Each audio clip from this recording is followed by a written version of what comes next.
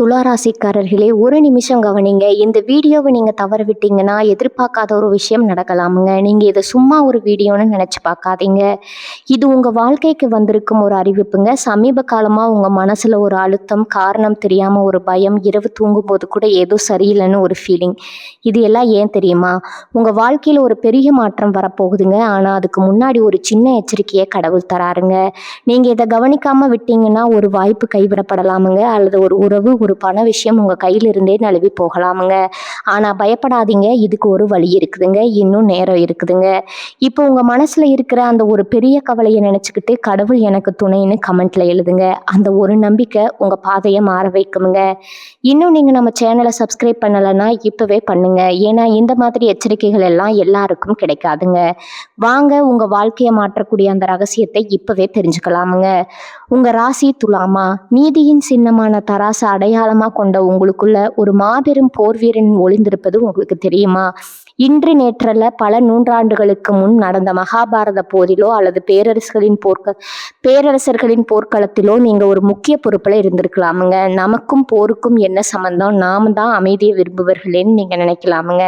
ஆனா அகத்திய முனிவரின் நாடி ஜோதிட ரகசியங்கள் துலா ராசிக்காரர்களை பற்றி என்ன சொல்கிறது தெரியுமா? வாருங்கள் உங்க முற்பிறவி ரகசியங்களை அவிழ்ப்போம்ங்க. துலா ராசி என்றாலே நம் நினைவுக்கு முதல்ல வருவது அந்த நீதியின் அடையாளமான தராசு தாங்க. இந்த பிரபஞ்சத்தின் சமநிலையை காக்கும் பொறுப்பு இந்த ராசிக்காரர்களுக்கு இயற்கையிலேயே வழங்கப்பட்டிருக்குதுங்க. துலா ராசி என்பது வெறும் ஒரு ராசி மட்டும் இல்லைங்க, அது இந்த உலகத்தை வழிநடத்தும் ஒரு தர்ம சக்கரம்னு கூட சொல்லலாமுங்க. இந்த ராசிக்கு அதிபதியா விளங்குபவர் அழகிற்கும் கலைகளுக்கும் சுகபோகங்களுக்கும் அதிபதியான சுக்கிர பகவான் ஆவாருங்க. பொதுவா சுக்கிரன் என்றாலே அவர் இன்பத்தை தருபவர், மென்மையானவர், அன்பானவர்னு தான் பலரும் நினைக்கிறாங்கங்க. ஆனா அதன் பின்னால இருக்கும் ஒரு மாபெரும் ரகசியத்தை நாம கவனிக்க தவறுகிறோம்ங்க. சுக்கிர பகவான் என்பவர் வெறும் சுகபோகங்களின் அதிபதி மட்டுமல்லங்க, அவர் அசுர குலத்திற்கே குருவாக விளங்கிய சுக்கராச்சாரியார் ஆவாருங்க. தேவர்களுக்கே சவால் விடும் அளவிற்கு அறிவாற்றலும் மரணத்தை வெல்லும் மிருத்யுஞ்சய மந்திரத்தை அறிந்தவருமான சுக்கராச்சாரியின் ஆதிக்கம் நிறைந்த ராசி இந்த துலா ராசிங்க.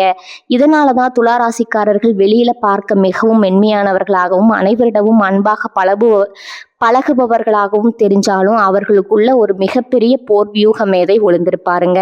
ஒரு பிரச்சனையை எப்படி அணுகுவது, எதிரியை நேருக்கு நேர் மோதி வீழ்த்துவதை விட தனது புத்திசாலித்தனத்தால எப்படி பணிய வைப்பது என்பது இவர்களுக்கு கைவந்த கலைங்க. இந்த வியூகம் வகுக்கும் திறமை என்பது ஒருவருக்கு ஒரு நாளில் அல்லது ஒரு பிறவையில வந்துடாதுங்க. நீங்க இப்போது கொண்டிருக்கும் இந்த அபாரமான அறிவாற்றலும் தந்திரமான முடிவெடுக்கும் திறனும் உங்கள் முற்பிறவியின் தொடர்ச்சியாகுங்க.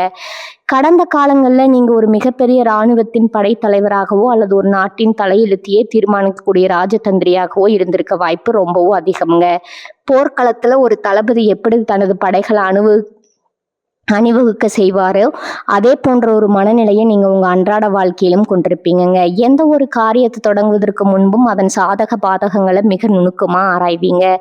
துலா ராசிக்காரர்களின் மிகப்பெரிய பலமே அவர்களின் அந்த சமநிலை தாங்க. ஒரு பக்கம் உணர்ச்சிகள் ததும்பினாலும் மறுபக்கம் அறிவின் கூர்மை குறையாம தராசு முல்லை போல நடுநிலையோடு முடிவெடுப்பங்க.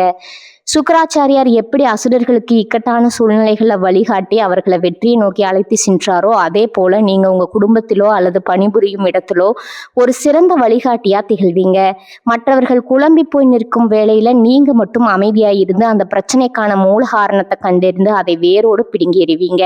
எதிரிகளை கையாளுவதில் துலா ராசிக்காரர்கள் மிகவும் தனித்துவமானவர்களுங்க. இவர்களுக்கு தேவையில்லாம பகைமையை வளர்த்து கொள்ள பிடிக்காதுங்க. ஆனா யாராவது இவர்களை சீண்டினா அவர்கள் நினைத்து கூட பார்க்க முடியாத அளவுக்கு ஒரு தந்திரமான வியூகத்தை அமைப்பாங்க. அது ஒரு சதுரங்க வேட்டையை போல இருக்குமுங்க. எதிரியின் அடுத்தடுத்த நகர்வுகளை முன்கூட்டியே கணிக்கும் ஆற்றல் இவர்களுக்கு இருக்குமுங்க. இது ஒரு போர் வீரனுக்கு இருக்க வேண்டிய மிக முக்கியமான பண்புங்க. முற்பிறவியில நீங்க தர்மத்திற்காக போராடிய ஒரு வீரனா இருந்த காரணத்தாலதான் இந்த பிறவியிலும் அநீதி எங்க நடந்தாலும் உங்க மனம் துடிக்குதுங்க. அன்பிற்கும் தந்திரத்திற்கும் இடைப்பட்ட அந்த மெல்லிய கோட்டில் பயணம் செய்பவர்கள் நீங்கள். அன்பா எதையும் சாதிக்கலாம் என்பது உங்கள் கொள்கையாக இருந்தாலும் தேவைப்படும் இடத்துல அந்த சுக்கராச்சாரியாரின் ஆக்ரோஷமான அறிவாற்றலை வெளிப்படுத்த தயங்க மாட்டீங்க. இந்த வியூக மனப்பான்மை உங்கள் தொழில் மற்றும் வியாபாரத்திலும் மிகப்பெரிய வெற்றியை தேடித்தருமுங்க. மற்றவர்கள் சாதாரண கண்ணோட்டத்துல பார்க்கும் ஒரு விஷயத்த நீங்க ஒரு போர் மேதையின் கண்ணோட்டத்துல பார்ப்பீங்க. அந்த பார்வையில ஒரு தீர்க்க தரிசனம் இருக்குமுங்க. உங்களிடம் இருக்கும் இந்த பண்பு முற்பிறவையில நீங்க பெற்ற போர்க்கால பயிற்சிகளின் எச்சம்தாங்க. ஒரு படை வீரன் எப்படி எப்போதும் விழிப்புணர்வோடு இருப்பானோ அதே போல உங்க ஆழ்மனம் எப்போதும் ஒரு விழிப்பு நிலையில இருக்குமுங்க. உங்களை ஏமாற்றுவது என்பது அவ்வளவு எளிதான காரியம் அல்லங்க. ஒருவரின் பேச்சை கேட்டு அவர் உண்மையை சொல்கிறாரா அல்லது கபட வேடம் போடுகிறாரா என்பதை நீங்க கண்டுபிடிச்சிடுவீங்க. இது உங்களின் 6வது அறிவு மட்டுமல்லங்க, முற்பிறவியின் அனுபவ அறிவுங்க. ஆகவே துளாராசிக்காரர்களாகிய நீங்கள் உங்களை வெறும் மென்மையானவர்களா மட்டும் பார்க்காதீங்க. உங்களுக்குள்ள ஒரு மிகப்பெரிய சாம்ராஜ்யத்தை ஆளும் திறமையும் போர்க்களத்தை வழிநடத்தும் ஆளுமையும் இருக்குதுங்க. இந்த பிறவியில நீங்க அமைதியை விரும்பினாலும் உங்களின் அந்த வியூகங்கள் எப்போதும் தர்மத்தின் பக்கமே நிற்குங்க. சுக்கராச்சாரியரின் ஆசியும் உங்கள் முற்பிறவி தவப்பயனும் இணைந்து உங்களை ஒரு சிறந்த வெற்றியாளரா மாற்றும் என்பதில் ஐயமில்லைங்க. உங்க வாழ்வின் ஒவ்வொரு அடியும் ஒரு திட்டமிட்டபடி வெற்றி பயணமாகுங்க. அகத்திய மாமுனிவர் அருளிய ஞான பொக்கிஷமான நாடி சுவடுகளின் அடிப்படையில துளாராசியில பிறந்தவர்களின் முற்பிறவி ரகசியங்கள் மிகவும் வியக்கத்தக்கவைங்க. பிரபஞ்சத்தின் சமநிலை காக்கும் தராசு சின்னத்தை கொண்ட நீங்க முற்பிறவையில ஏதோ ஒரு சாதாரண மனிதரா வாழ்ந்திருக்க வாய்ப்பே இல்லைங்க. காலத்தின் சக்கரத்துல பின்னோக்கி சென்றா உங்கள் ஆன்மா ஒரு மாபெரும் போர்க்களத்தின் நாயகனா திகழ்ந்ததை உணர முடியுமுங்க. அகத்தியரின் வாக்குப்படி துளாராசிக்காரர்கள் கடந்த காலங்கள்ல மாபெரும் படைகளை வழிநடத்தி ஆளுமைகளாகவே வாழ்ந்திருக்கிறீங்க. முதலாவதா நீங்க ஒரு மகா மேதாவியான படைத்தலைவரா இருந்திருக்க கூடுங்க. ஒரு படைத்தலைவன் என்பவன் வெறும் வாளை ஏந்தி போராடுவன் மட்டுமல்லங்க, அவன் ஆயிரக்கணக்கான வீரர்களின் உயிரை காக்கும் பொறுப்பை கொண்டவனுங்க.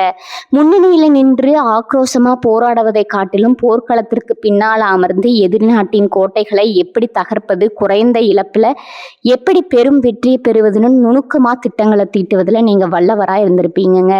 ஒரு சதுரங்க பலகையை போல போர்க்களத்தை கையாண்ட உங்க திறமை பல அரசர்களுக்கு பெரும் வெற்றிகளை பெற்று தந்திருக்குமுங்க. 2வதா நீங்க ஒரு உன்னதமான சேனாதிபதியா அமைந்திருக்கலாமுங்க. சேனாதிபதி என்பவன் அரசனின் நம்பிக்கைக்குரிய வலது கையா திகழ்பவன்க. அறநெறி தவறாத போர் முறைகளை பின்பற்றுவதிலும் தர்மத்தை நிலைநாட்டுவதிலும் நீங்க மிகுந்த உறுதியுடனும் இருந்திருப்பீங்க.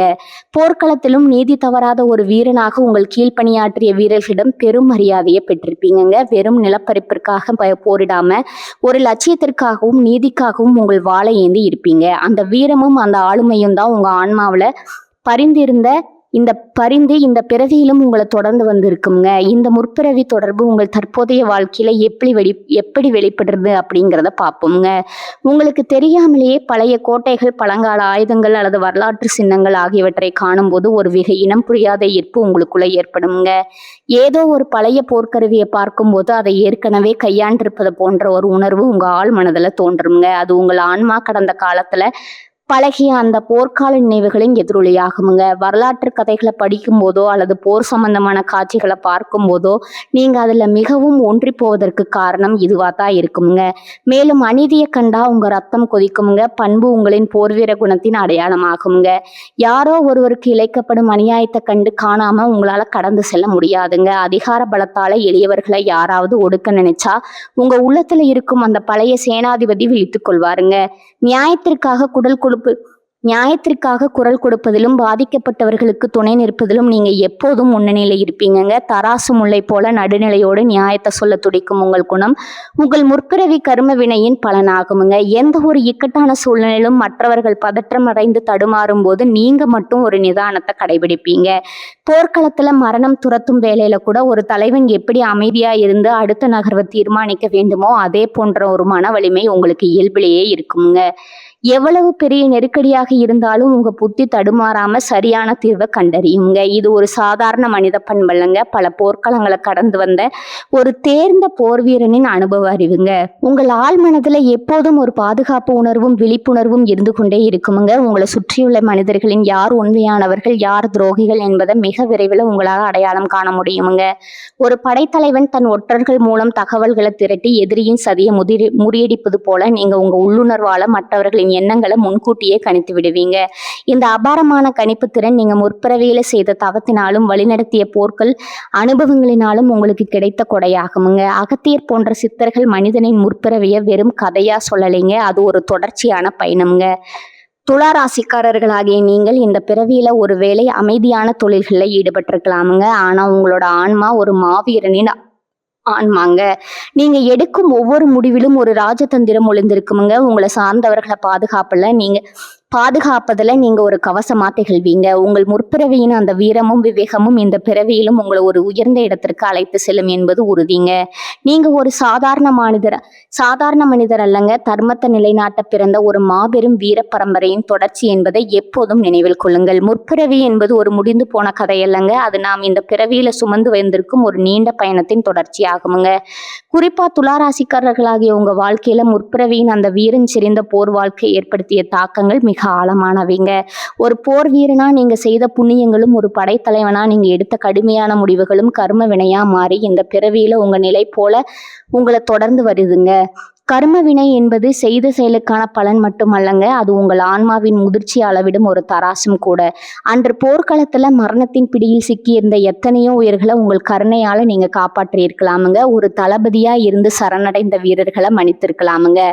அல்லது போரினால் பாதிக்கப்பட்ட அப்பாவி மக்களுக்கு புகலிடம் அளித்திருக்கலாமுங்க. அன்று நீங்கள் விதைத்த அந்த நற்செயல்களின் பலன்தான் இந்த பிறவியில உங்களுக்கு தெரியாமலே உங்களுக்கு கிடைக்கும் உதவிகள்ங்க. உங்க வாழ்க்கையில மிகவும் இக்கட்டான ஒரு சூழ்நிலையில நீங்க சற்றும் எதிர்பார்க்காத ஒரு நபர் வந்து உங்களுக்கு உதவிக்கரம் நீட்டுவாருங்க. அவர் யாரோ ஒரு அந்நியர் அல்லங்க. அன்று உங்களால உயிர் பிழைத்த ஒரு ஆன்மாவின் தற்போதைய வடிவம் தாங்க. அவர் நல்ல நண்பர்களாகவும் உங்களை உயிரா நேசிக்கும் உறவினர்களாகவும் உங்களை சுற்றி இருப்பவர்கள பலர் உங்கள் முற்பிறவி போர்க்களத்துல உங்களோட தோளோடு தோல் நின்ற தோழர்களாகவோ அல்லது உங்களால வாழ்வு பெற்றவராகவோ இருக்க வாய்ப்பு அதிகமாக இருக்குமுங்க. அதே வேளையில கர்ம வினையின் மறுபக்கத்தையும் நாம் சிந்தித்து பார்க்கணுமுங்க. ஒரு மிகப்பெரிய படைக்கு தலைமை தாங்கும் போது நீதியை நிலைநாட்டவும் தர்மத்தை காக்கவும் நீங்க சில கடுமையான முடிவுகளை எடுக்க வேண்டி இருந்திருக்குமுங்க.